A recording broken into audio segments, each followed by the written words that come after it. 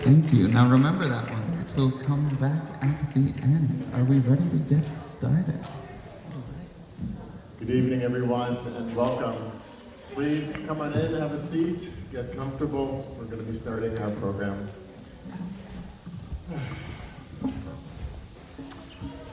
Welcome, and happy Tu B'Shvat, everyone. My name is Brant Rosen. I'm the Rabbi of Tzedek Chicago, one of the sponsors of this evening's program, along with Jewish Fast for Gaza. And this program really has been a tremendous effort of many visionary, gifted, inspired, talented people. I just wonder if anyone who's been on the planning committee, if you could raise your hands and be recognized. Irina, Maya, Adam, me, Leah. So, that's right. And hello to everyone in Zoom. And hang on, I'm going to let a few more people in. Yes. And want to do that now? Yeah. Okay. And we'll announce the song QR after this. Yes. All right, we're going to start with that one. Okay.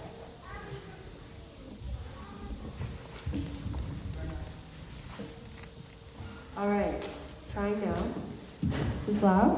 Yeah. Can you hear me? Cool. We're going to start with the Nigun, and I'm just hearing a high-pitched sound there, which means that this might be back in any second. So I might turn it up too loud, or too close, just FYI.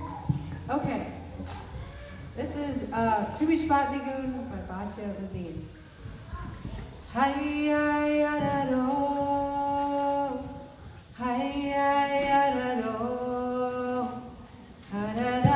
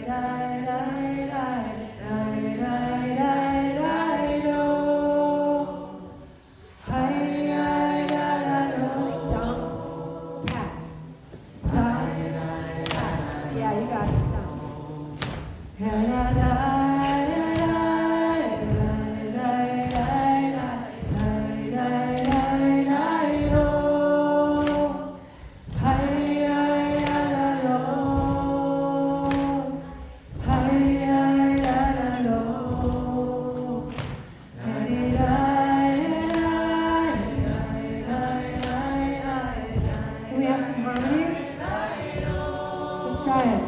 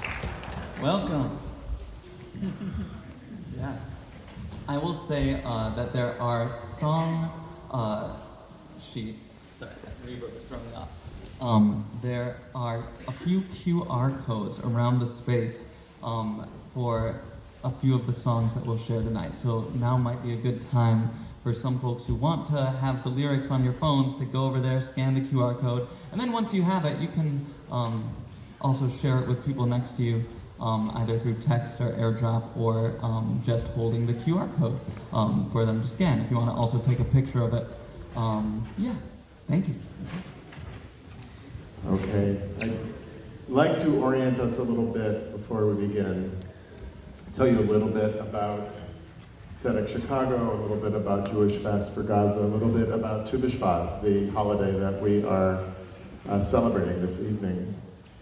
So, Tzedek Chicago is an almost 10-year-old congregation that has members in Chicago and throughout the world, many of whom are joining us right now on Zoom, and a special hello to our global participants. Our congregation was founded in 2015 on very specific core values of justice, of solidarity, and solidarity with all peoples who are oppressed, including Palestinians. Jewish Fast for Gaza was actually founded in 2009. This Jewish witness over Israel's military onslaughts, Israel's oppression of the Palestinian people, and particularly of Gaza, has been ongoing for a long time. And our congregation and the Jewish Fast decided to collaborate this year when it came to how we would commemorate and observe Tu B'Shvat. Just to give you a little bit of a background on Jewish Fast for Gaza, in its current incarnation, we are calling for a weekly fast every Sunday, so today is a fast day. And those of us who are fasting, it will be over very soon. The sun is going down. And so a number of us will be breaking the fast in a few moments, if we haven't already. And it is an act of solidarity with the people of Gaza and the Palestinian people as a whole. In particular, at this moment, fasting until there is a ceasefire. And we are now well into January. It's almost impossible to even imagine, but we are over 25,000 people killed in Gaza in this genocide that is ongoing in real time. I want to say that there are many, I'm sure everyone in this room knows, there are many in increasing numbers in the Jewish community who are rising up and expressing their Jewish conscience and their human conscience in solidarity with Gaza and with the Palestinian people. And that is really what we've been doing since early October. It has been affecting just about everything we do as Jews and as people of conscience. And every time a Shabbat rolls around, a Sabbath, every time a holiday rolls around, we are understanding it in this terrifying new context and trying to find ways to be true to our sacred tradition, but in a way that is honest to this moment, not to ignore it, not to look away from it, and certainly, God forbid, not to justify it, as tragically too many in the Jewish community are doing. So that is the overall context of what we're doing here tonight. We are celebrating Tu B'Shvat as Jews and as friends and allies of an extended greater community. We are joined here this evening by many different local Chicago community organizations, and we'll hear more about them. We'll hear more from them during the course of our program. We are delighted that you're here. I already feel like I'm going on too long, so I'll try to make it quick. Just a few words about Tu B'Shvat. Tu B'Shvat literally means the 15th of the month of Shvat. And according to Jewish traditions, Jewish rabbinic tradition, this is the time of year in the land between the river and the sea, in which the harbingers of spring are already starting to appear. So this is the time, even though here in the northern hemisphere, it looks like it's very much winter, we understand that we live in a natural world that has a deep sacred rhythm of its own, and the powers of rejuvenation and resuscitation of spring are already at work, even if we can't see them, especially those of us up here in the northern climes of Chicago and upper Midwest. So we're celebrating renewal in the midst of a very dormant time. We're also celebrating the sacred nature of the world in which we live, that we are so dependent on in so many ways. That is how we've come to understand Tu B'Shvat in our time. In Jewish mystical tradition, there is what's known as the Tu B'Shvat Seder, similar to a Passover Seder. It is a festive meal with symbolic foods that are eaten. We're not doing a full-on Seder, although we are going to be Seder-esque, as we like to call it on our steering committee. We have the foods, samples of the foods of the Seder in this room here, on a lovely buffet, and feel free to partake of it during the course of our celebration tonight or afterwards. But basically, these symbolic foods fall into 4 categories according to Jewish mystical tradition. The first represents a mystical world called Asiyah, which is the natural world in which we live, the earth, the world that we know, the concrete world that we know. It's represented by fruits that have hard or inedible outer shells, so walnuts. We have oranges and pomegranates. Oranges and pomegranates, but we don't have nuts. I know we don't have nuts, so, and thank you to Carol for providing us with our symbolic foods. So the world of Asiyah represents protection. And we are here, among other things, to commemorate the indigenous protectors of the earth protectors, the water protectors, for whom protection of this sacred world is so central to their struggle. We're understanding that this has been ongoing in Gaza and in Palestine, in Turtle Island here and beyond around the world. So we will take that opportunity to honor them in the world, through the world of Asiyah protection. The second world is known as the world of Yetzirah, or formation, represented by a food that is edible on the outside, but has an inedible inner pit or seed, and those foods are? Like dates. Like dates. Dates and apricots. And apricots, which I believe are available as well.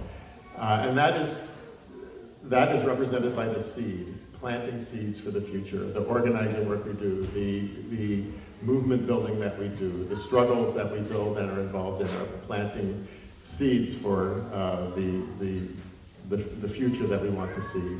The next world is the world of Bria, or creation, represented by a food that you can eat all the way through, such as a raisin. And we are understanding that as visioning the world we want to see. Dreaming that dream, but actually making plans to make that world a reality. And finally, the world of Atzilut, which is not represented by any symbol or fruit, because that represents the world to come. Olam Haba in Hebrew, the world we are fighting for, struggling for.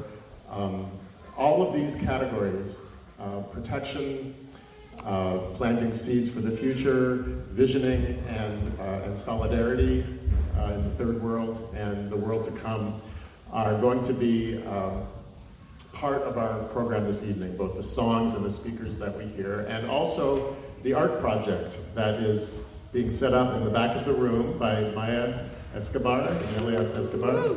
And, you want to say a few words about it?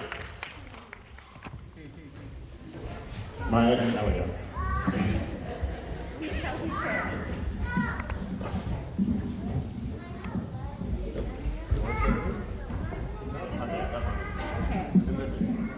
Beautiful. So we are so grateful that everyone has come and joined us, and we just want to invite you to respond creatively. You may have noticed a mural when you entered the front door, which is a large tree. And on this tree, we're asking you to respond to prompts that correlate with what the service is. So think about the things in the world that you want to protect, the seeds that we are planting today, what we need to do to work together, what we want to do in solidarity, how we're going to show up and thoughts on the world to come. So I invite you, as the service is taking place, if there's any music that really resonates with you, if there's a song lyric, if you hear a speaker present something, if there's a vibe, if there's a color, if there's a feeling, come and document it on the mural. And we're going to ask that we're all, respectful in the back. This is also lovely for the ADHDers that need to get up and move a little bit but we're going to be respectful in the back and stay as quiet as possible. There's also, I believe, some kids activities in addition to this on the side. So there are other options for the little ones, but feel free to come and join us. Elias always would like everyone to see that he's created, as an example, there is a world in there that says peace in the background. So I invite you to take a look at it when you come to the mural. Okay, time to begin. Thanks again, everyone, for being here.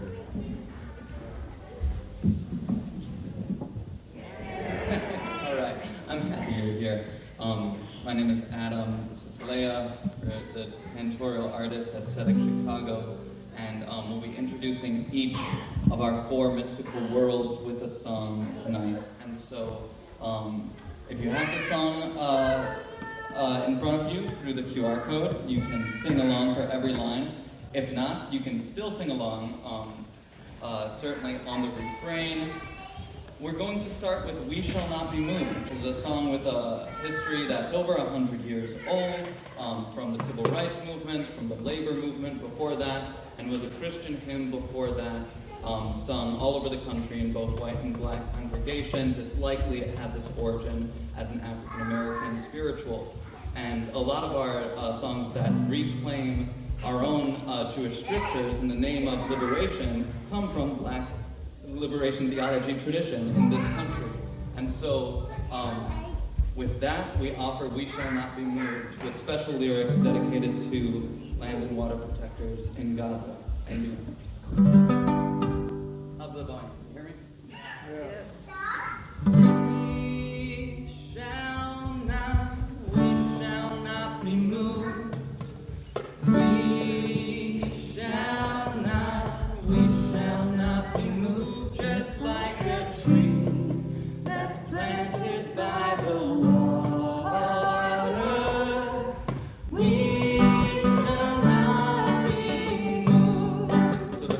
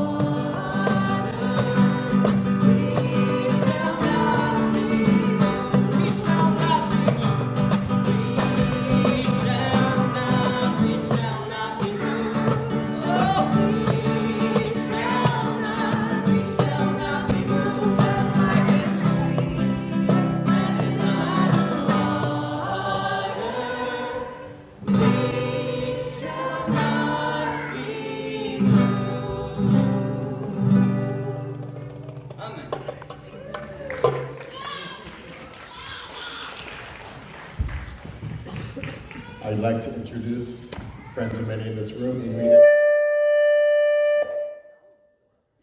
Zadav, who will be introducing our special guests this evening.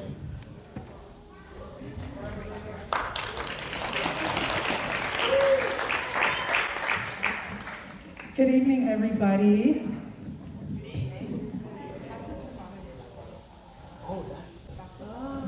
Okay. Hey, everyone. I'd love to make an entrance. Thank you, Brand. Thank you, everybody, for gathering here in these heartbreaking times as we gather to end this horrible genocide in Palestine and to free Palestine from the river to the sea.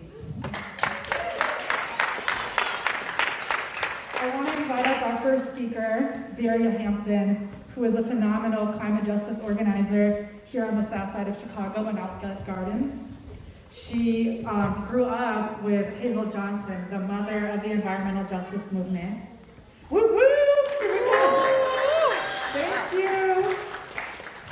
And is an organizer with People for Community Recovery. So Virya, I'm going to pass it on to you. All right. Hello, everybody, and thank you. Just like she said, my name is Virya. I stay on the far south side of Chicago in Outlet Gardens. I did have the chance to personally meet Hazel Johnson, as she was a neighbor, but much more than that, she was an activist. So I had to write down a lot of things because in respect to what's going on in Palestine and how it relates to a lot of work that the Mother of Environmental Justice does. Okay, so Hazel Johnson, widely recognized as the Mother of Environmental Justice, dedicated her life to addressing environmental issues and advocating for marginalized communities. While her work primarily focused on the environmental injustices faced by African American communities in Chicago, there were connections that can be drawn to other global issues, including the situation in Palestine. Firstly, both the state violence in Chicago and genocide in Palestine involved the violation of human rights and disproportionate impact on marginalized communities. In Chicago, communities of color, particularly African American neighborhoods, have long been subjected to systemic violence and environmental degradation. This includes the placement of hazardous waste sites and polluted industries in these areas, resulting in adverse health effects and a degraded environment. Similarly, in Palestine, the ongoing conflict has resulted in the displacement, loss of life, and destruction of infrastructure, which has severe environmental consequences. The destruction of homes, agricultural lands, and water sources not only affect the livelihoods of Palestinians, but also exacerbates the environmental crisis in the region. Secondly, both situations highlight the interconnectedness of social and environmental justice. Environmental degradation, such as pollution and the destruction of natural resource, exacerbates the suffering of communities already facing violence and oppression. In Chicago, the presence of toxic industries in marginalized neighborhoods has led to health disparities, including high rates of asthma, cancer, and other illnesses. Similarly, in Palestine, the destruction of infrastructure and contamination of water sources exacerbates the humanitarian crisis. See, the lack of access to clean water and proper sanitation facilities poses significant health risk and contributes to the deterioration of the entire environment. Thirdly, I want to point out how the work of Hazel Johnson and the environmental justice movements emphasizes the importance of community empowerment and advocacy. By raising awareness about the communities, Ms. Hazel Johnson sought to give a voice to those who are disproportionately affected. She actively engaged with community members, organized protests, and lobbied for policy changes to address environmental disparities. Similarly, in addressing the situation in Palestine, it is crucial to amplify the voices of those affected communities and support grassroots movements that advocate for justice, including environmental justice. By empowering communities and providing them with the tools and addressing environmental issues, lasting change can be achieved. Furthermore, the state violence in Chicago and the genocide in Palestine share a common thread of systemic oppression. In both cases, marginalized communities are subjected to the structural violence, which includes not only physical harm, but also the denial of basic rights and resources. In Chicago, this manifests as the intentional neglect and disinvestment in predominantly Black neighborhoods, perpetuating a cycle of poverty and environmental degradation. Similarly, in Palestine, the Israeli occupation and policies of land of confiscation and restriction of movement have created a system of apartheid, where Palestinians are denied their basic rights and subject to violence and discrimination. The environmental destruction in both cases is a consequence of this same systemic oppression. Okay? It is important to note that the situation in both Chicago and in Palestine are complex and multifaceted issues, and drawing direct parallels between them requires careful consideration of historical, political, and social context. However, by recognizing the interconnectedness of social and environmental justice, we can work towards a more equitable and sustainable future for all communities. This involves addressing systemic inequalities, amplifying marginalized voices, and advocating for policies that prioritize both human rights and environmental justice. We can strive for a world where no community is disproportionately burdened by environmental degradation nor violence. Thank you.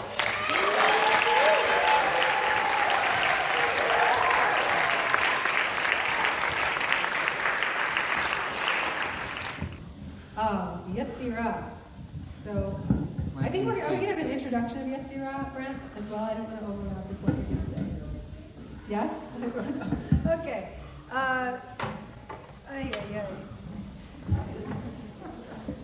Well, this is actually kind of perfect because Yetzirah is the soft outer peel. So it's a malleable outer peel. And the song that I brought to represent this is called Neuroplasticity Song, and it has the lyrics, if it challenges me, it changes me. I'm feeling very challenged right now, standing up here trying to impromptu make up something, a kavana about the song. So it's perfect. The song is by Ale Blakely. So we're talking about changing, and we're moving through worlds in which we are getting, our exterior boundary is getting more and more malleable. So we're going to work on our exterior boundary. Can you just shake your exterior boundary for a second? Awesome. Okay, just peel it a little bit, like peel your banana peel. Okay, cool. Now say, I am ready to change. I am ready to change. Every day I am changing. Every day I am changing. Every moment is an opportunity to do it differently. We actually say that together, but we're going to repeat just for the sake of learning. Every moment is an opportunity to do it differently. And now we clap 7 times. Okay. If it challenges me, It challenges me. it changes me. It changes me. Patterns can be broken. I am here wide open, wholeheartedly. Wait, try that. Patterns can be broken. I am here wide open, wholeheartedly. And now we do 6 claps and we say the word breath. Ready? Breath. Can we take a breath? Let's take a breath. I am ready to change. I am ready to change. Every day I am changing. Every day I am changing. Every moment is an opportunity to do it differently. If it challenges me, If it challenges me, it changes me. it changes me. Patterns can be broken. I am here wide open, wholeheartedly. So now other people can lead this song. Does anybody want to lead this song? Well, as far as this can go. So if you are standing right here, you can lead this song. We're still just learning it, I think. We're gonna wait until one person steps up and is challenged so that they can change. Who is gonna be the first person to be challenged so that they can change? No I one? think we could sing it a couple times and get a I demonstration. know, I would be standing next to you giving you the words. Don't worry, we'll do it one more time. All right. I am ready to change. I am ready to change. Every day I am changing. Every day I am changing. Every moment is an opportunity to do it differently. If it challenges me, If it challenges me, it changes me. it changes me. Patterns can be broken. I am here wide open, wholeheartedly. Adam, you want to try it? I am So if we get it in rhythm, then it just starts right after we say breath. So if you want to lead a verse and put a little spin on it, just jump up here. The and, line is forming. take right a mic. here. Otherwise, me and So get in Leah. line because you'll be waiting a long time. If you don't. And this is for the kids too. All right.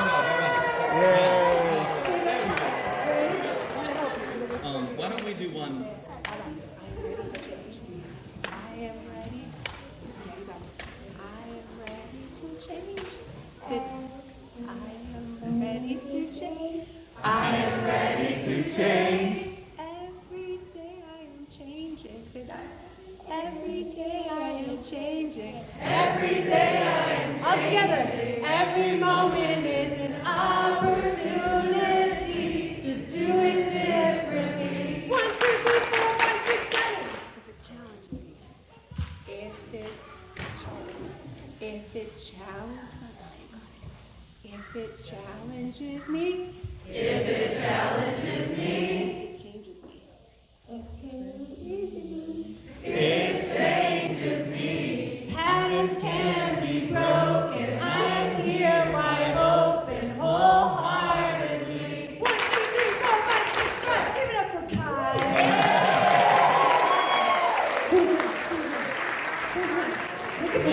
Why don't we just pass it back and forth a couple times, and if people get inspired, you just let us know. You just come on up here. How's that sound? Yeah, don't be afraid. Here we go. Let's just do it a few more times, y'all. Really feel it. Okay. I gotta remember the words.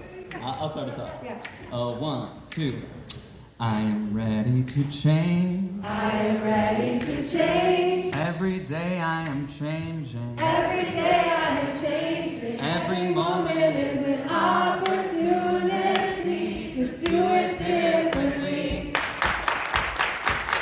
And if it challenges me, If it challenges me, well, it changes me. well, it changes me. Patterns can be broken. I am here wide open, wholeheartedly. Karen, Ready to change. I am ready to Keep it change. going. Every day I am changing. Every day I am changing. Every moment is an opportunity to do it differently. And If it challenges me, If it challenges me, it changes me. it changes me. patterns can be broken. I am here wide open, wholeheartedly. I am ready to change. I am ready to change. Every day I am changing. Every day I am changing. Every moment is An opportunity to do it differently. If it challenges me, If it challenges me, it changes me. it changes me. patterns Can be broken. I am here wide open, wholeheartedly. Give it up for Karen. Before we go to the next person, I want to share one thing. This is spiritual guilting of you to get up here. But one of my teachers said, we don't just go to services, we go to serve. So it's an active alchemical changing thing. And this Tu B'Shvat is part of a calendar that we go through that helps our spirits to have depth and width and grow and change so that we can face what we're facing right now. So. There you go. There's your pep talk. No more pep talks. Let's just do it. Yeah. All right, we got two together. Yeah, we're doing this together. Okay. I'm ready to change. I am ready to change. Every day I am changing. Every day I am changing. Every moment is an opportunity to do it differently. If it challenges me, if it challenges me, it changes me. It changes me. Patterns can be broken. I am here wide open, wholeheartedly. Nice. Wait. I heard it. I heard it. Yeah. We got it. Keep it going. Challenges me. If it challenges me, it changes me. It changes me. Patterns can be broken. I am here wide open, wholeheartedly. Okay, one or two more.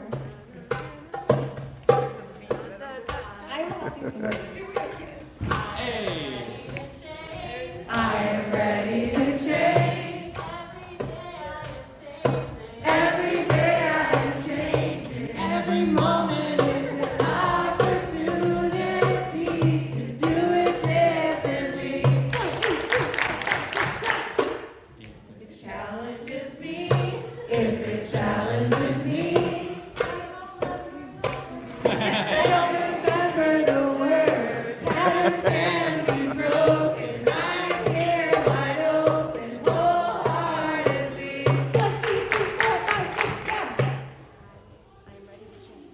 I am ready to change. I am ready to change. Every day I am changing. Every day I am changing. Every moment is an opportunity to do it differently. If it challenges me, if it challenges me, it changes me. It changes me. Patterns can be broken. I am here wide open, wholeheartedly. I am Ready to change. Every day I am changing. Every day I am changing. Every moment is an opportunity to do it differently. If it challenges me, if it challenges me, it changes me. It changes me. Patterns can be broken. I'm here wide open, wholeheartedly. 1, 2, 3, 4, 5, 6, 7. Nice. Well done. Thank you. Hearts in our minds, in our government, Yeah. in all of society, we are ready to decolonize. We are ready to end the genocide. We are ready to end the occupation. I want to bring up my dear friend and comrade Gabby Garay, who is a land and water protector here in Chicago, a youth worker, an educator, a crafter, and a deeply wise and humble being. Come on up, Gabby.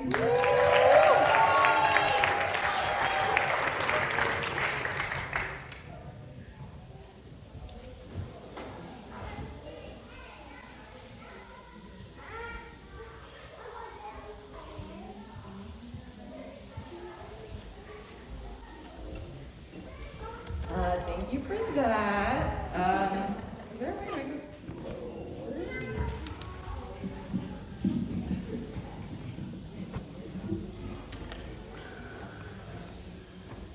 I just want to open up the space by inviting all of us to call in our human and non-human ancestors and lineage of land, water, and life defenders who guide us during these dark times.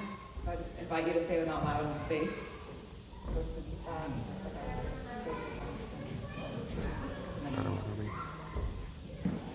As I was thinking about what to say today, I was reflecting on all the lessons that our tree elders share with us and trying to think about what felt most relevant as we share in the celebration of their birth during times when there is so much state violence, sickness, and death.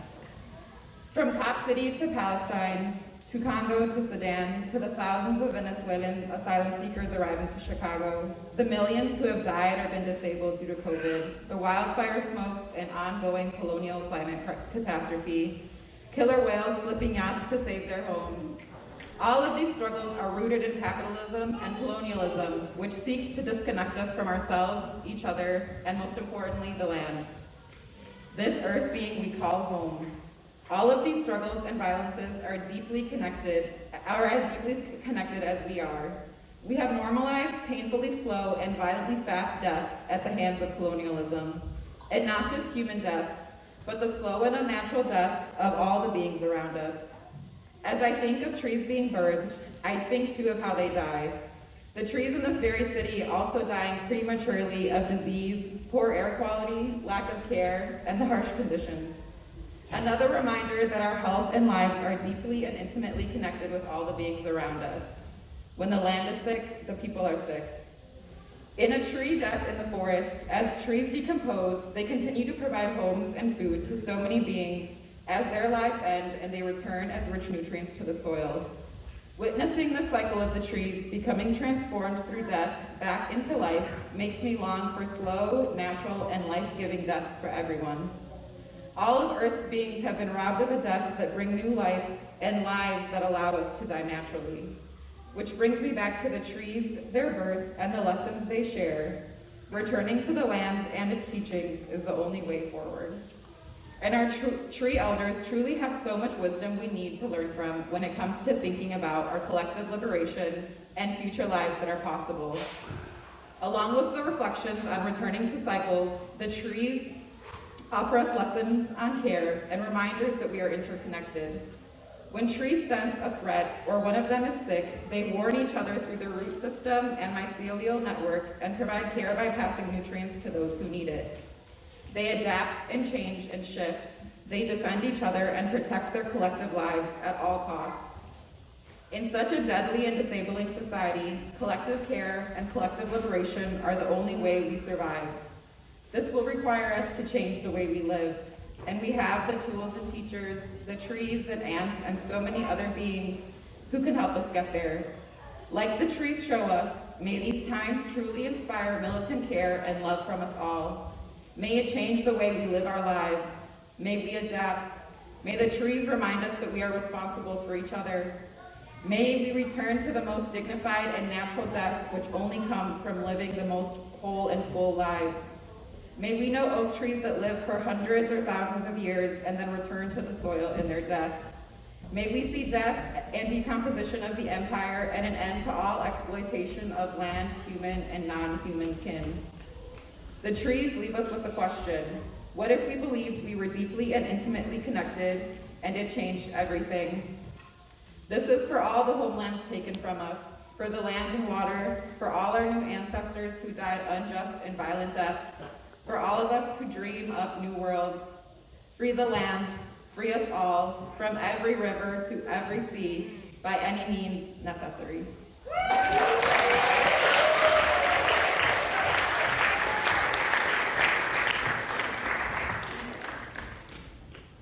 Bria, represented by the whole fully edible fruit, which contains seeds that we eat whole. And so we're thinking about seeds, and we're thinking about the seed of the world to come. We're not quite there yet. And so the theme of solidarity emerges. And in this world as it is, solidarity is still that vehicle that takes us from here to there, right?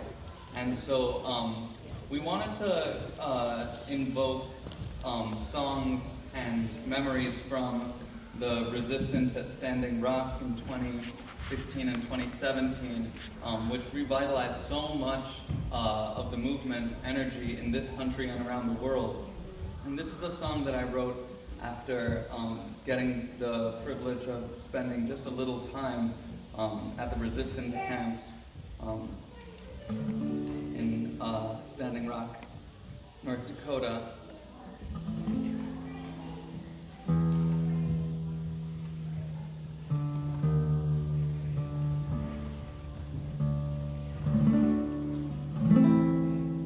It's in your song sheet, but it's very simple, and I've changed the words just a little bit.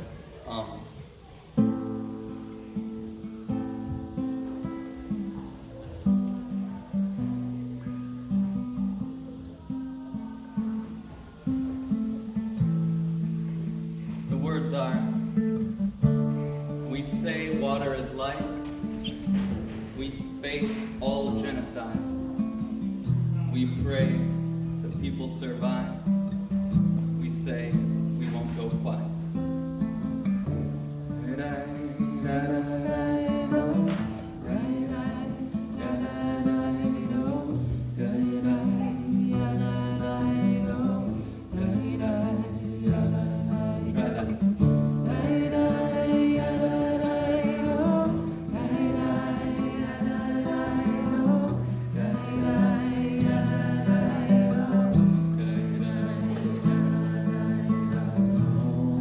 Just the word no.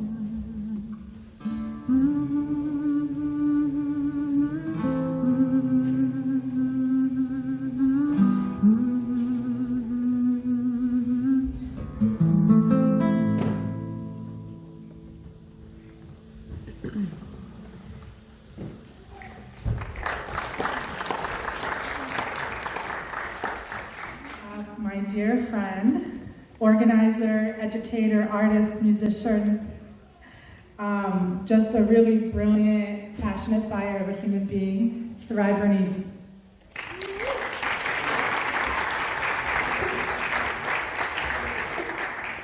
Thank you. Hello, everyone.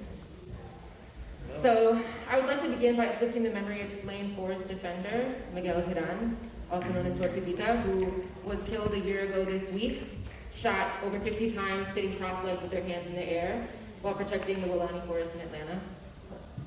May they rest in power. Protecting the land is protecting the people, and fighting for indigenous people is fighting for the land. In Atlanta, an 85-acre police training facility, unaffectionately dubbed Cop City, is currently being built on what was once the city's largest green space, the Wilani Forest. I was honored to resist and build community with queer and trans organizers there this past fall.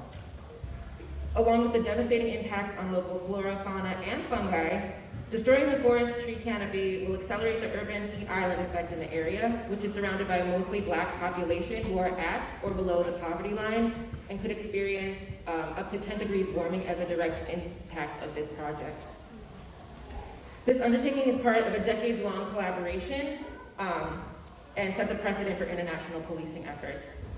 The occupation state of the Israeli Defense Force continues to collude with Cop City due to the Georgia International Law Enforcement Exchange Program, which is a university-based police exchange program where police trainees from Atlanta and other cities around the US go and train with Israeli occupation forces in occupied Palestine.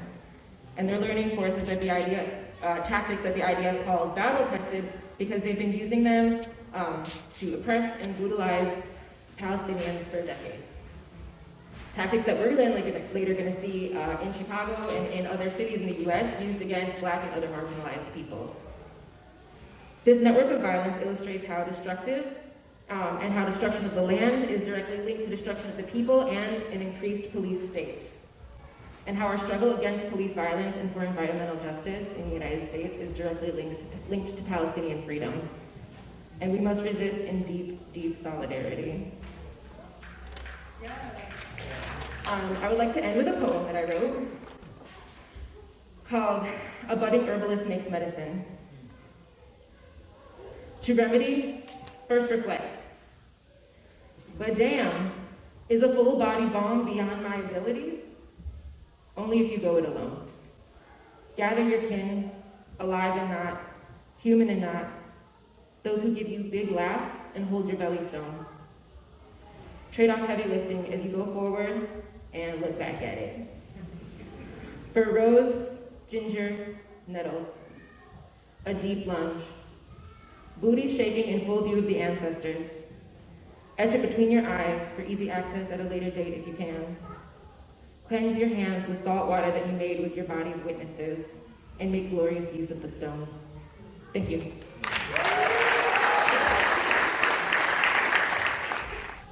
Thank you so much, Sarai. That was so powerful. The booty shaking and the solidarity. Burn it all down.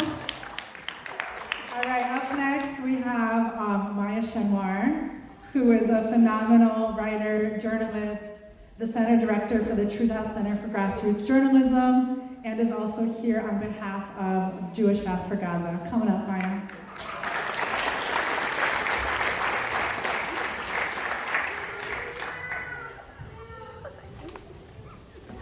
Hello, everybody. Thank you for joining us today on this cold day. Right now, as Brand mentioned earlier, many of us who are involved in Jewish Fast for Gaza are breaking our fast. We have been fasting weekly on Sundays since mid-October, and we will keep fasting weekly until a ceasefire. We donate the money that we would have spent on food to organizations supporting people in Gaza in this time of starvation and mass killing. And each week, we are also reflecting on and renewing our commitment to our solidarity with our Palestinian co-strugglers and people around the world who are calling for an end to this genocide. an end to US funding for Israel's weapons, and an end to colonization and apartheid. When we call for a ceasefire, when we fast for a ceasefire, we're uplifting a call for life. And in the months since October 7th, I've heard a lot of people wonderfully quote Ruth Wilson Gilmore's sacred words, "Where life is precious, life is precious." And one of the things that Ruthie is saying with that message is that societies where life is actually treated as precious, where they don't have the death penalty and life sentences and large-scale state violence and state-sanctioned environmental devastation, in those places, acts like mass murder, mass violence, are less likely to occur. And we should bear in mind that as the US fuels Israel's genocide in Gaza, here in the United States, Alabama is preparing to carry out the US's first execution via nitrogen gas, which the UN warns amounts to torture, on the day of Tu B'Shvat, this coming week. As Ruthie says, people are more likely to treat life as precious when their own lives are treated as precious. Makes sense. So we have to create the conditions in which everyone's life is treated as inherently sacred and irreplaceable. And that work is on us. Our fast for Gaza draws inspiration from the Jewish tradition of fasting as an act of mourning. And it also draws inspiration from Palestinians incarcerated inside Israeli jails, who have launched many, many hunger strikes over the years to protest their incarceration and the incarceration of all Palestinians living under occupation, to insist that their lives are precious. When Ruth Wilson Gilmore first introduced this idea, where life is precious, she was at an environmental justice conference for youth, where the youth were denouncing the effects of pesticides on humans, and of course pesticides also have impacts on plants, animals, other beings. And I think this is significant for Tu B'Shvat. Recognizing that all life is precious means recognizing our interconnection with all life around us. It means that we need to, in the words of Thich Nhat Hanh, awaken from the illusion of our separateness. It means recognizing the ways that trees have been weaponized to push Palestinians off their land. It means recognizing Israel's mass destruction of olive trees. Trees themselves recognize that where life is precious, and Gabby spoke to this. Forests are social systems in which trees support each other through their root systems, through chemical signals in their leaves, through the social climates that they create. As we celebrate the tree's birthday today, we can also celebrate their preciousness, the preciousness of all the life they nurture and that nurtures them. And we can express that through our urgent call for a ceasefire, for Palestinian liberation, and for collective liberation. When we say ceasefire now, we are also saying environmental justice now. When we say ceasefire now, it is a call for indigenous liberation now, from Palestine to Turtle Island and beyond. Ceasefire now can be a call to stop death penalties of all kinds, including this execution that is set to happen in our own country on the day of Tu B'Shvat. Let's insist on the preciousness of all people, of trees, of the interconnectedness of all beings. Chag Sameach, and peace to you all.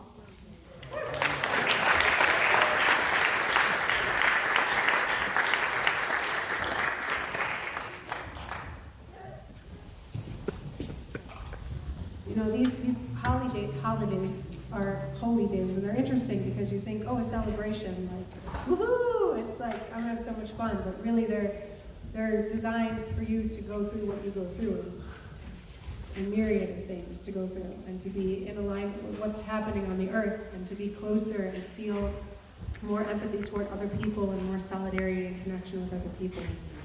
So this is a holy day, and we're all here practicing to have boundaries, but also have less boundaries and balance, you know, when the time is necessary for that. So this one,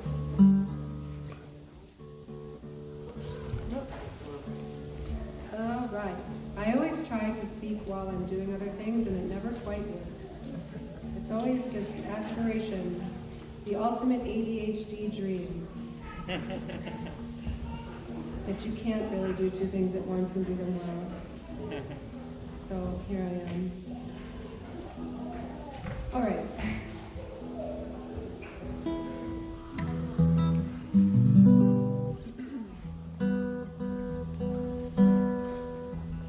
Mama Bada. This is a very old song. The people sang in Andalusia. 19th century.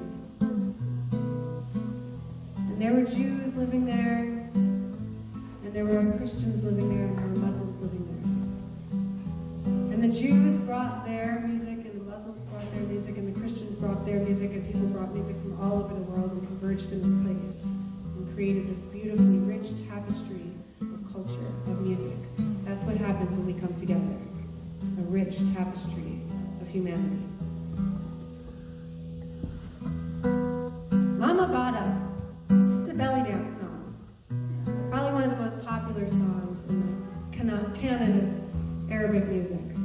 But it was popular in a secular way, and everybody sang it. When she started to walk with a swinging gait, her beauty amazed me. I have become prisoner of her eyes, her stem folded as she bent like a tree. Oh, my promise. Oh, my complexity. Who can answer my complaint about love and suffering but the beautiful one? A lot of people say that this was about a woman, but a lot of people say that this was about God, or something beyond, a love beyond.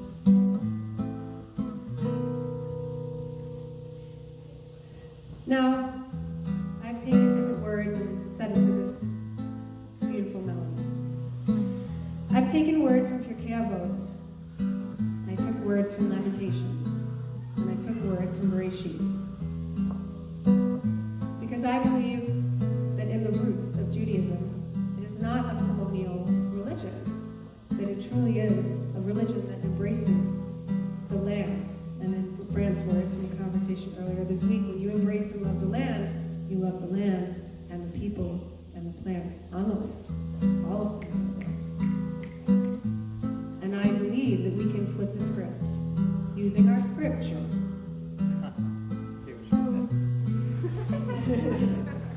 בשעה שחותרים את האילן, הכל יוצא מסוף העולם ועד סופו, הכל נשמע. When people cut down the wood of the tree, which yields fruit, its cry goes from one end of the world to the other, and the voice is inaudible. Vayomer, ma asita, kol tempei achicha, soakim eli mina adama. What have you done? Hark, my brother's blood cries out to you from the ground. Amy, Yordim Mayim. My eyes run down with tears.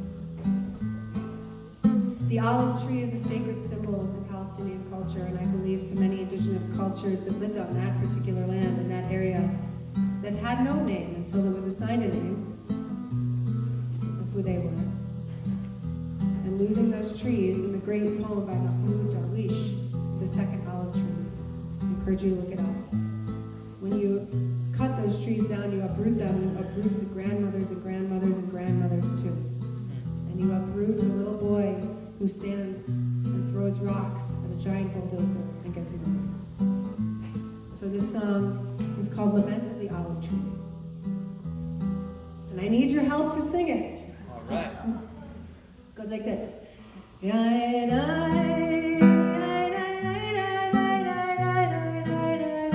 you try that?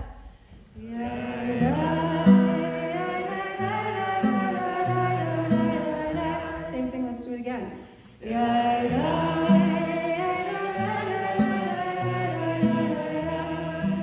Now listen.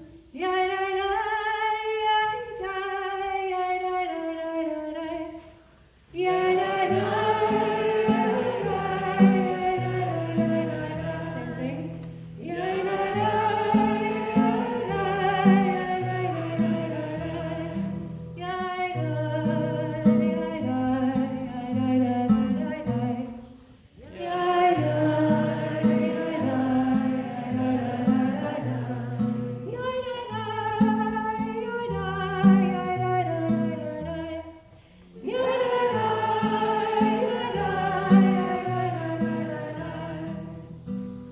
We're going to try that all together, all those notes.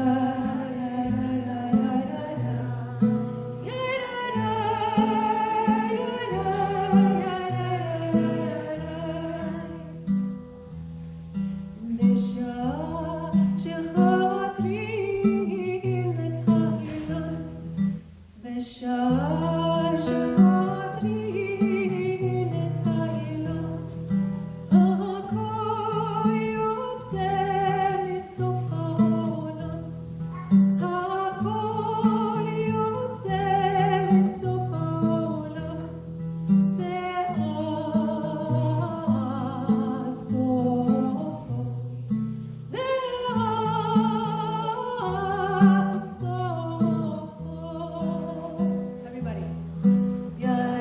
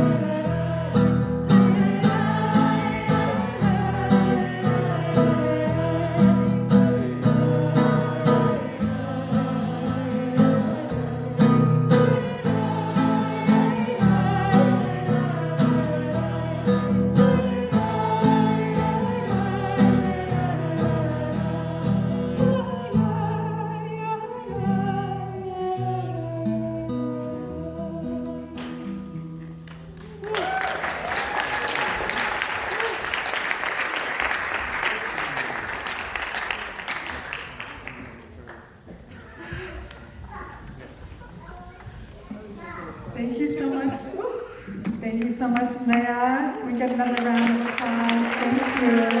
That was so beautiful.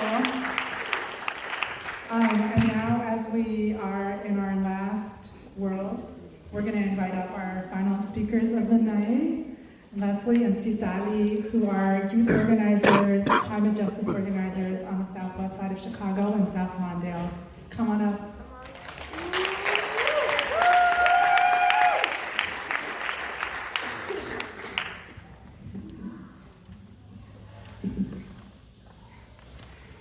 Can everyone hear me? Yes. Yes. Perfect. Hi everyone, my name is Leslie. I use they, them pronouns. And on my right, my name is Glali. I use she, her pronouns. We do environmental justice work in London. our relationship to the environment, each other, and our way of being is interconnected.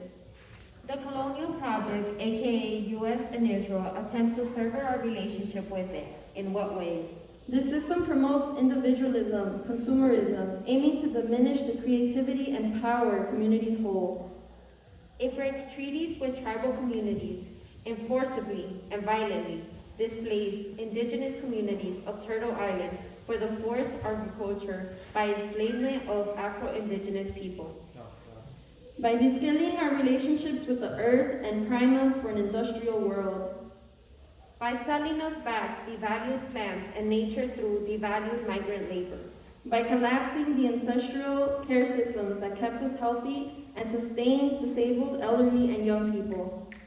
By dehumanizing the traditions that keep us connected and replace it with assimilation, consumption, and false milestones of extracting and land taking. By distancing us from the land, the kin we knew, and replace it with police, borders, and surveillance. By redlining Black and Indigenous communities to then sacrifice apartheid zones and limiting the decision-making of the land. By designating more land to prisons rather than to food forests, housing, and green spaces. By polluting the air with industry for our neighbors locally and releasing chemical weapons in the air in Palestine. By poisoning our waterways. By triggering forced migration for climate refugees, being policed and targeted by the Colonial Project. Ultimately, manufacturing doom, crisis, and death for profit. To create a world plus relationship where we can't tie it back because we are too busy surviving it. We resist it all. We turn to each other to humanize one another and transform. We each contribute and create hyperlocal, caring, sustainable systems. One where we feel safe to exist. We stand on the legacy of the 1982 protests and from Land Back and from the protests from Warren County in South Carolina to the Young Lords and Black Panthers in Chicago, creating free food and health programs to mothers. To youth and community leaders in South Londale who shut down a coal factory and gained La Villita Park, where our teammates continue the legacy of farming and free food distribution. At the same time, we learn what it's like to take care of our spaces by taking the time to clean our park where residents participate because we deserve it. Environmental justice is the heart of all social movements. We uplift each other. We are reconnecting our traditions to different generations. We are involved in each other's healing process. We radically dream with our eyes and hearts open. We are creating new language. We are storytelling. We are deeply, openly, because heartbreak means repair. We are mending relationships and strengthening our bonds through land work.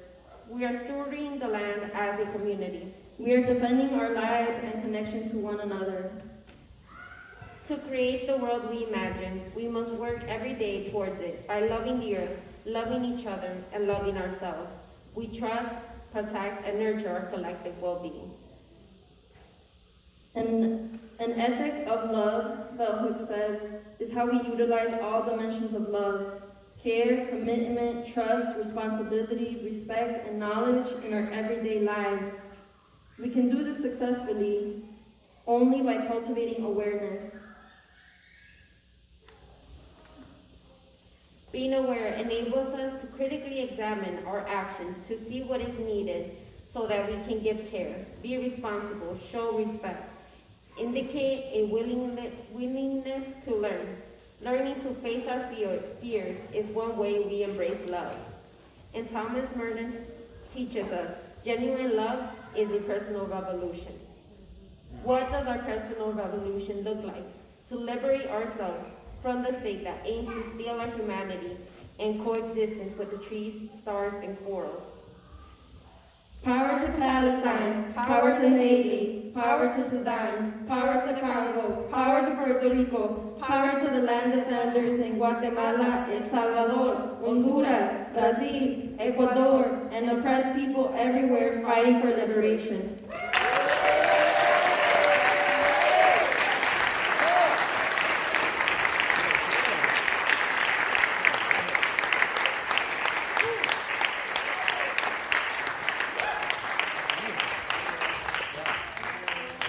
Another round of applause for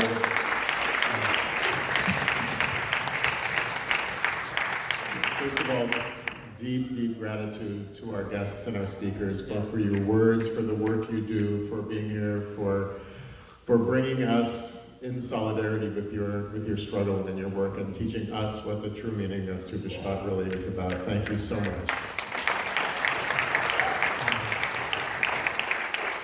Thank you to Adam and Leah for leading us in song. To all of the members of our coordinating committee that made this evening possible, to Maya Escobar, that our project is still happening. You can still be part of it. The food is still here, so please, after our program is officially finished, please stay and partake. To our participants all around the world, because we are a global community who joined us this evening, happy Tu B'Shvat to you as well. And thank you all for being here and for your presence, your solidarity, and your ongoing struggle. And we'll conclude now with a concluding nigun. Thank you. Yes, what Rabbi Brandon said. Thank you, thank you, thank you. If you're feeling grateful for all of that, say yeah. And we're gonna have one last nigun to integrate. So there's no words, so all the words that you just said are the words for us to meditate and contemplate, and all the intentions and all the seeds that we just planted. As we sing this nigun, you can let it, visualize all of these movements growing like seeds under the earth.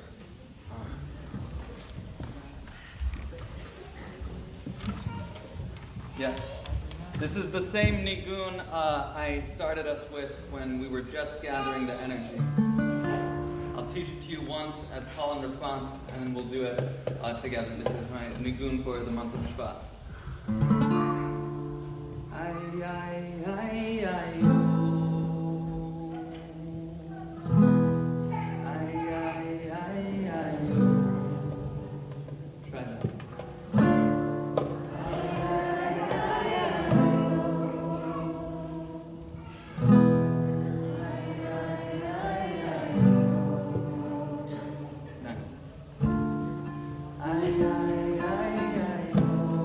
And the second ending sounds like this. Ay, ay, ay.